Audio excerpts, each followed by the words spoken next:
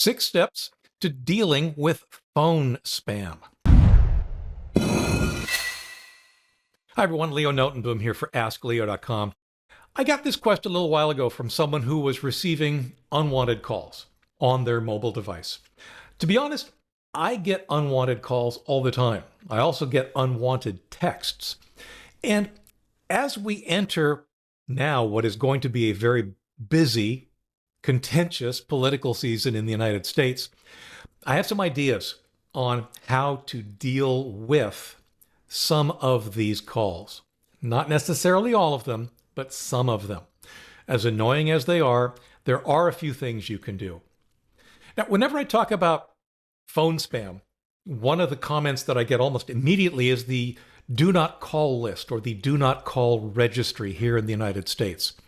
If you're in the United States, I actually recommend you go ahead and you sign up for the do not call list. Just drop your phone number in there and they will be put on a list that commercial entities are not allowed to call or text.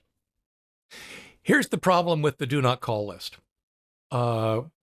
Actually, several problems with the do not call list. One, people overseas don't pay attention to it, and a lot of the phone spam we get comes from overseas these days. Two, and this one annoys the heck out of me, the law associated with the do not call list has exceptions carved out specifically for political groups, charities, debt collectors, and surveys. Often the very people I don't want calling me.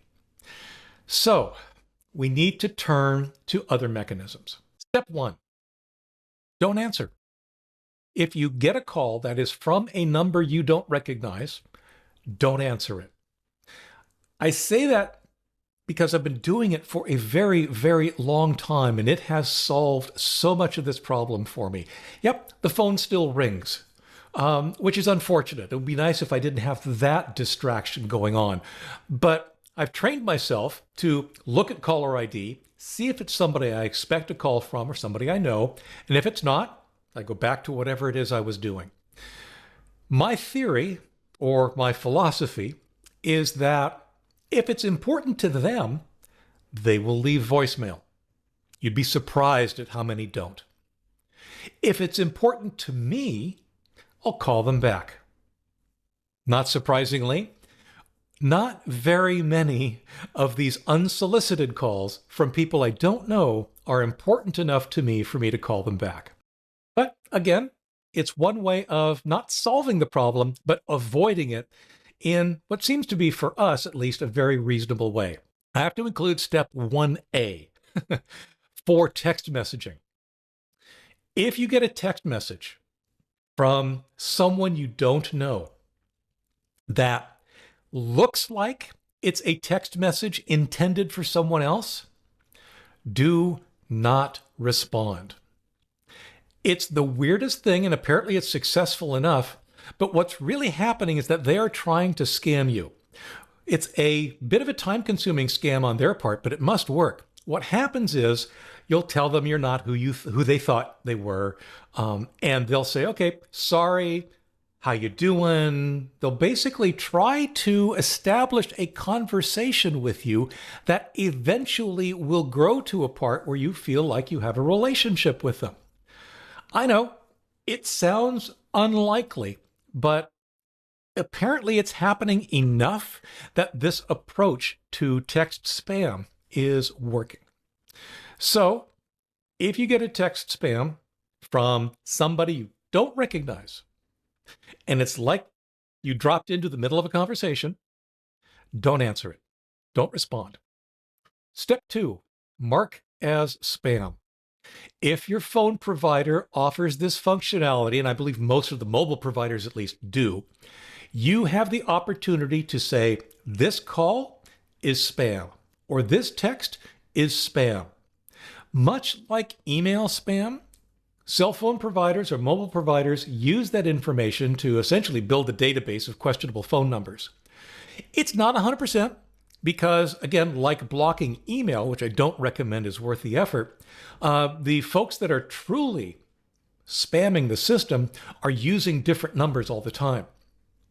That's why step number 3, blocking the number, isn't a particularly useful thing for email, but it actually can be somewhat more effective for phones, only because the pool of numbers that the spammers have to draw on is, by definition, fixed.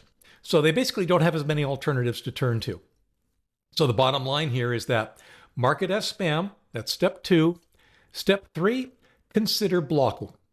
In my case, my carrier lets me do both with one action. I'll just sort of, tap on the ellipses next to the text message or the phone call, and it'll say, mark as spam, and then it'll give me a dialog with a checkbox that says, okay, do you also want to block this number? Sure, why not? It's marginally effective, but even if it's not, there's no harm in blocking it. Step 4, report. This one is optional. And I say that, well, for reasons that I hope will become clear. The Do Not Call registry has one of its options is to let you report unsolicited calls you're getting from numbers that shouldn't be calling you, even if you're on this registry. Now, the reason that I am less than excited about going through this step, it's a bit of work, you have to go to the website and then type in that number, is that, like I said earlier, folks that are truly spamming the system are using random phone numbers. Small pool, I get that, but they're using random phone numbers, or even better, they may be using the same phone number every single time, but they're overseas. So they're not paying attention to the United States Do Not Call registry because they're not in the United States. They don't believe it applies to them. Step 5, also optional, download a call blocking app. There are apps you can run on your smartphone that will actually block unknown calls and use crowdsourced information to do a better job of it. One of the examples is one called Nomorobo, which is really hard to say, Nomorobo.